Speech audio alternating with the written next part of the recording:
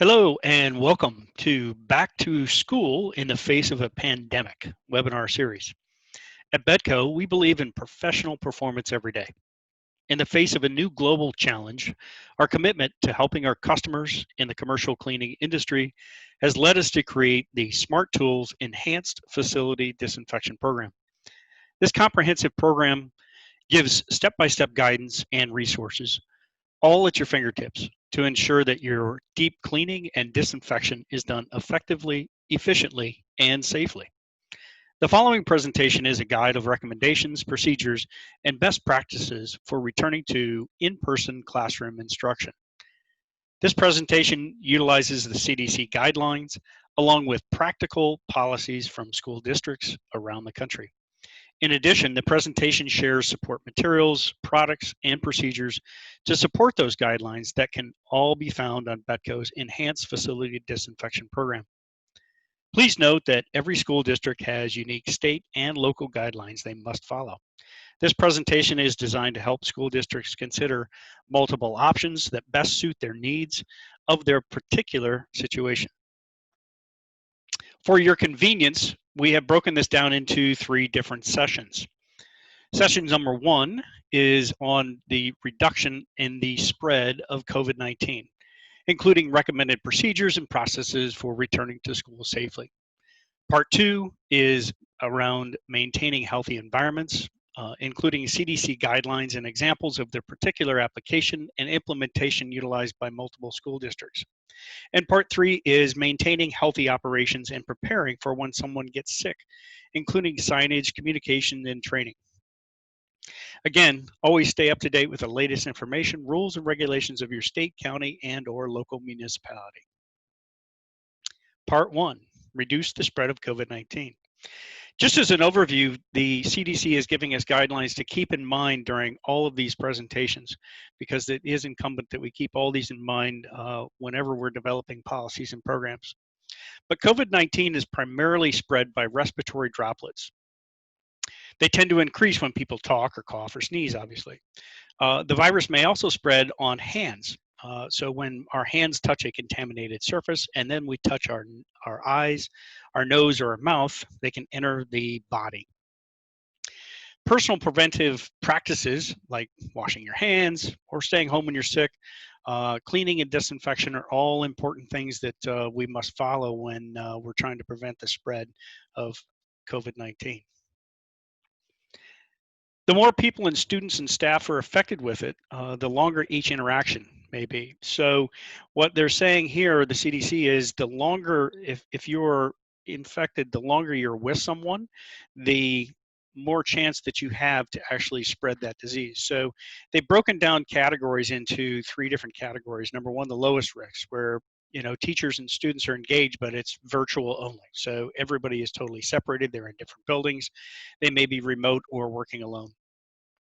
More risk is where they are in small in-person classes, activities, and events. They're still small groups, and they stay together, so they're not interacting with multiple different groups of students throughout the school. And they don't mix and match with different teachers or instructors. And of course, the students remain at 6 feet apart and do their best not to share resources. The highest risk, of course, would be full-size in-person classroom, just like we've done for years and years. Normal activities and events, there's no spacing, and of course, they share materials and supplies. So that would obviously be the highest risk. Some of the things that we need to consider about behaviors for reducing that spread are, number 1, educate. When should staff and students stay home? And when can they return? It's important that we educate our kids and or staff on these type of things. Encourage staff and students who are sick to stay home. Or if they've been in close contact with someone that's had COVID-19, to stay home. This goes against kind of the American grain, which is, hey, I'm a little bit sick, I'm not feeling that great, but I'm going to tough it out and I'm going to go to school or I'm going to go to work anyway. It kind of goes against what we've done in the past, but I think it's a new norm for us that if you are sick or if you feel as though you may be sick, it's probably best to be safe and stay home. That encourages us to look at our policies, whether that be policies in or around school attendance. You know, we used to give kids uh, badges and achievements for 100% attendance and things like that. I think we have to be cautious with that. In fact, that we may encourage people to go to school or work when they're not feeling well. We have to look at staffing policies as well, including backup staff. What do we do when someone gets sick or feels sick? How do we not punish that person for doing the right thing and staying home, but yet have backup staff available to take that place and continue the education process? Staff and students should stay home when they're sick or when they have symptoms. If they've been in close contact with someone with COVID-19. So when they say in close contact, that's the CDC is referring to when they've been in close contact with someone for a period of time, not necessarily just walking down the street, but where they experienced with someone closer than 6 feet, not wearing a mask and exposed for more than 10 or 15 minutes. So it's about the viral load, which we'll talk a little bit about on the masks themselves. And then, of course, when should they return? The latest guidelines from the CDC as of the 1st of August here are that you must remain home for at least 10 days and perhaps up to 20 days since your first symptoms appeared. At least 24 hours have passed since the last fever without the use of fever-reducing medications like Tylenol and or Advil. And of course, your symptoms have improved. They also recommend that you see a doctor and get cleared prior to. Again, follow your local state guidelines as for returning to work. But it is important to have those policies developed and instructed so that everybody knows what that policy is. One of the other things a lot of companies are doing and or schools, and they are doing daily symptom screening. So this is not only for staff, but also for students. But staff can complete a health screening daily before they come to work. And there's simple checklists, which I'll give you an example of here in a minute. But parents can also do these type of checks. Many times a student or children with a mild temperature don't even know it. They may not even feel it. A temperature of 100.4 or higher is generally considered one of the warning points. And so taking temperatures daily, while it may sound redundant and silly, can actually help prevent this from spreading from asymptomatic people that barely have a fever and they may not even know it. Here's an example of an electronic daily symptom screening that we utilize here at Betco, for example. Will I be reporting to work? What time will you be reporting to work? Have you been diagnosed with COVID-19 in the last 14 days? Have you been in close contact with anyone with COVID-19?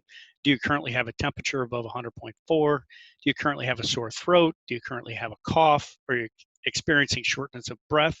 And have you experienced a loss of taste or smell? And if you answer all those, then essentially it's saying, yes, you're safe to go to work. If you answer any of those with a yes, for example, it asks you not to report to work and be safe. So there are further examples of this that you can find online. I'll bring one up here in which the CDC has as well. And you can see here they have a self-check symptoms program on here that you can actually bring up. And it'll ask you, do you agree, not agree? And if I agree, then it'll start going through a series of questions. Where do you live? How do you do this? Blah, blah, blah. But this is one that you can use as an example to build your own.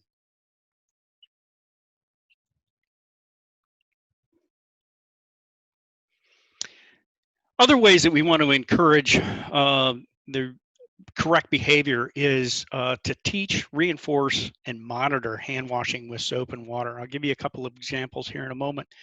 But it's encouraged the staff to cover their coughs, cover their sneezes, okay? Sneeze into their elbow, things like that. Make sure that you're throwing things away properly.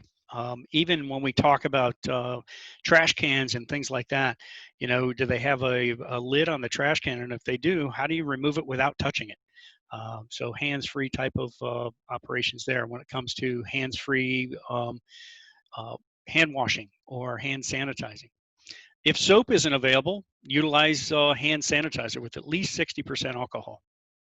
I do caution you to watch for those alcohol sanitizers that were made in some foreign countries that the US FDA has warned against because of the use of methanol. So be sure that you know the manufacturer that is making that product and it is deemed safe.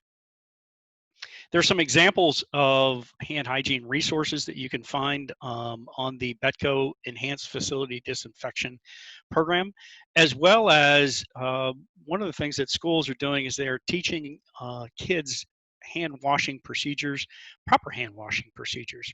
There's a nice document here that can be found on the EFD site as well, in which this document is a guide to healthy hand hygiene. And it is specifically this one, there's one from multiple markets, but this one in particular is for K through 12. And it does a great job of outlining how do I gain commitment from the superintendents, the principals, the nurses, the teachers, and the parents, number one. Number two, how do I go through the education process? What is my outline? What am I going to teach the kids? How am I going to teach them? Creating a roadmap for my facility. In other words, where do I need dispensing equipment? Where do I need portable dispensing? Where do I need product and what product do I need? And then, of course, implementing it, putting up the dispensers. How am I going to teach the kids? Where am I going to teach them? How often and such? And then even down to where we're going to take breaks during the day to wash our hands or sanitize our hands. And then, of course, the final piece, which is communication. Communication to the staff, to the teachers, to the children, and of course, the parents is ultimately important so they know that their kids are safe and they're in a very safe environment.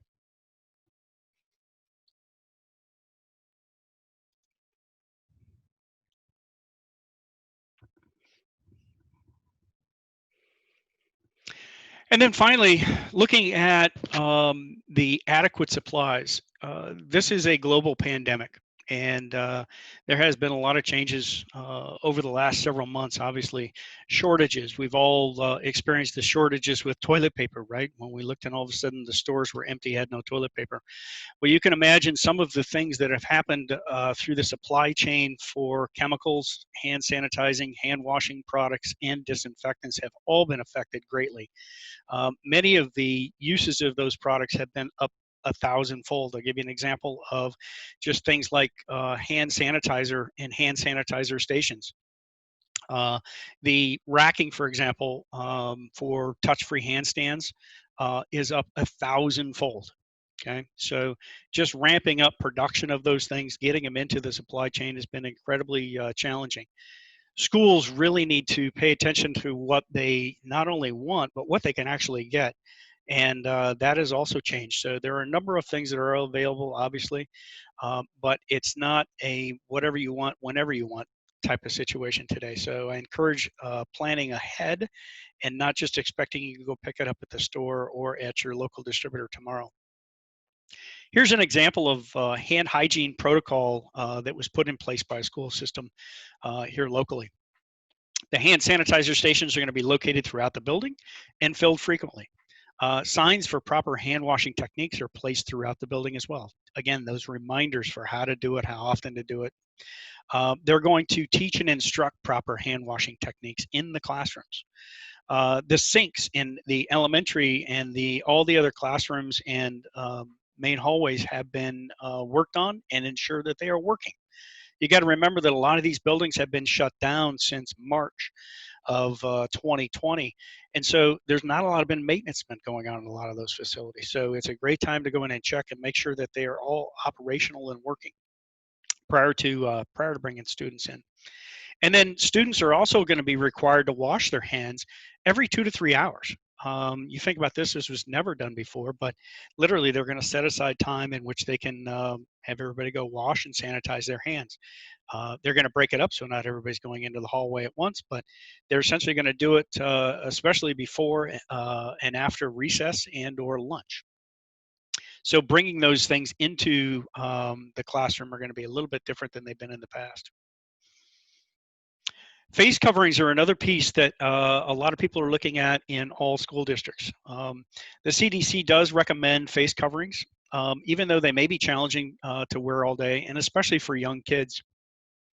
But particularly for staff and students, as feasible, they should wear their mask and physically distance at all times.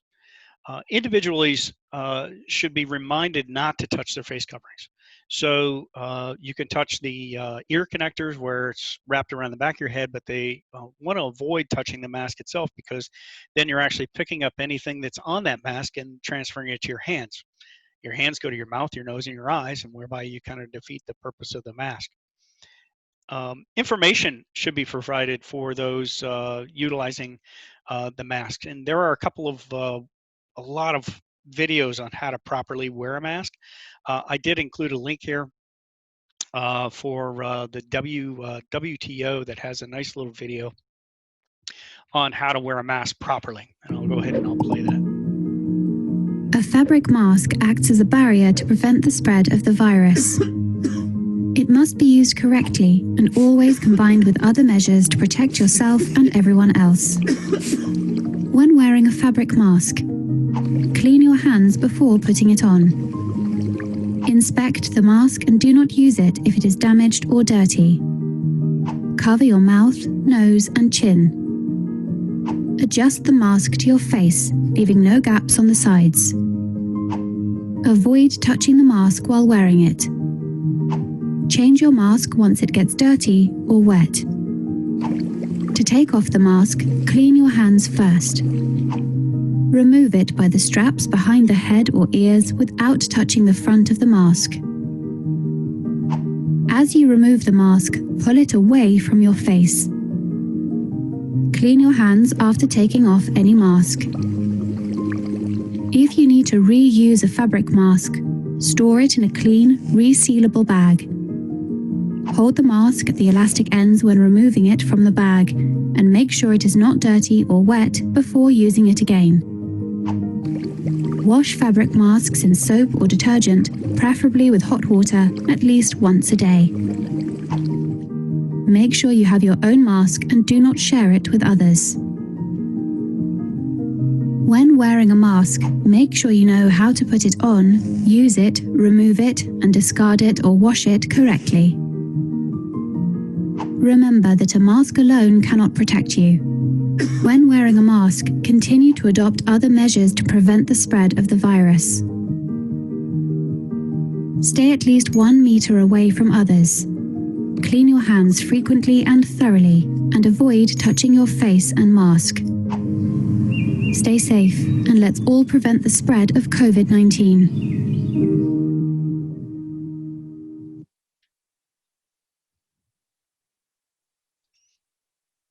So it's a nice little video. There are dozens and dozens of different types of videos that you can use and use for education.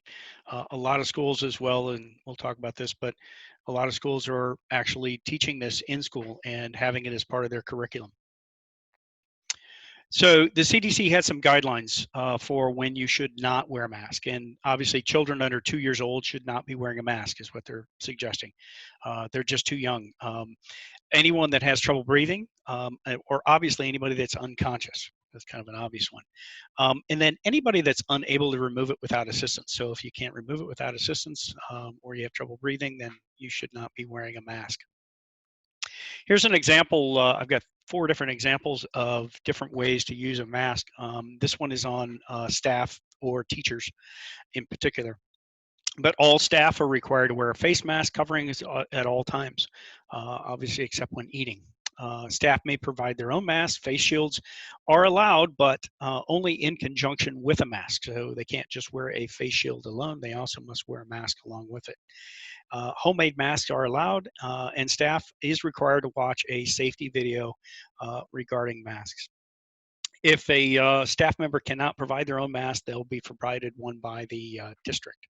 So that's an example of a school policy for staff. Here's another example of a face covering policy for K through 12. K through 12 students are not required to wear a mask once they're situated in the classroom. So what they're saying is, look, these are kids, you know, K through 5, they're fairly young, They're saying, look, the best thing for them is not to wear a mask in the school once they're there and situated in the classroom. Those students are required to wear a mask on the bus.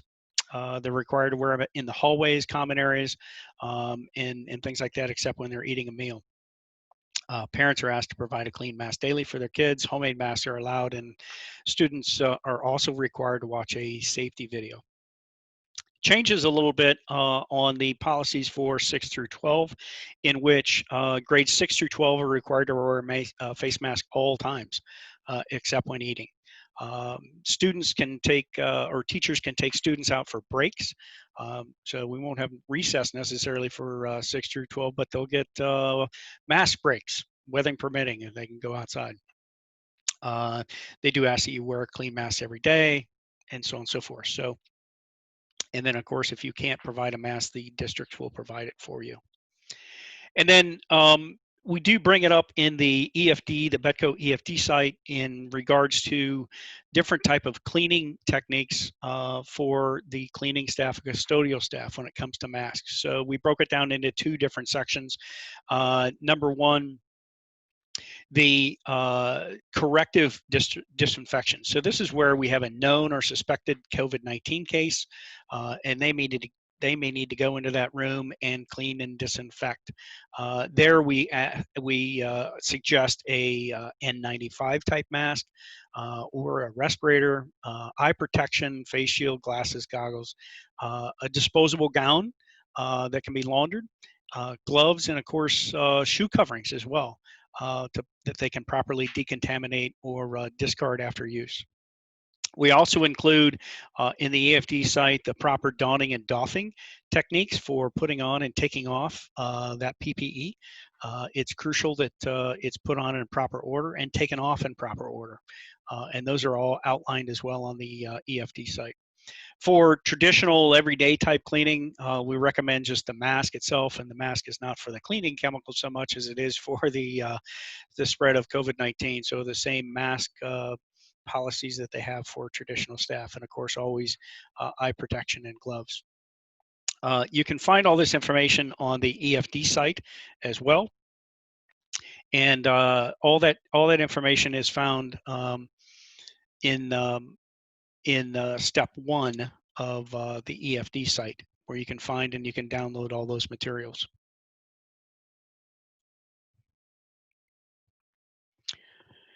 Other things that we are critical, and that is signs and messages to communicate the proper measures that are being implemented. So post signs in highly visible locations, right? So we're all accustomed to seeing signs as you walk into a building, but post them around the facilities. And that can be all around using social distancing. It can be around what we've done. Part of this is also communicating not just to the staff and the people within the building, but also reassuring the parents again. So communication is absolutely key. Regular announcements on the PA, regular announcements on email or text messages going to parents and or kids in the school. Just the communication piece is absolutely critical. Again, on the EFD site, Betco EFD site, we have a number of examples and or downloadable forms that you can use and signs that you can use to promote safety, social distancing, promote your policies, and so on and so forth within those facilities. If you're looking for additional materials and resources, the CDC has a nice little tool specifically for schools. I'll pull this up as well. But it's a nice piece. It doesn't tell you everything that you, how to do everything, but it does give a general readiness assessment, daily and weekly readiness assessment, preparing if someone gets sick, and then special considerations and resources. The nice part about this particular piece I like is that it's a nice checklist. So it goes over policies and procedures, facilities and supplies, education and training. It doesn't necessarily tell you how to do everything or what to do, but it does give you a checklist that you can go through for multiple applications to kind of plan and prepare that you are ready, safe and secure in what you're trying to put together for your school plan. So it's a nice piece that you can utilize for developing a good, solid plan for your school. And then finally, if you have additional questions or concerns or just looking for information, you can always go to Betco, www.betco.com. There's a specific link here for contacting us. You can also call us at 1-888-GO-BETCO. And contact us anytime. We have regional managers across the country that'll be happy to help and assist you in any way. Thank you very much, and hopefully you'll join us for part 2.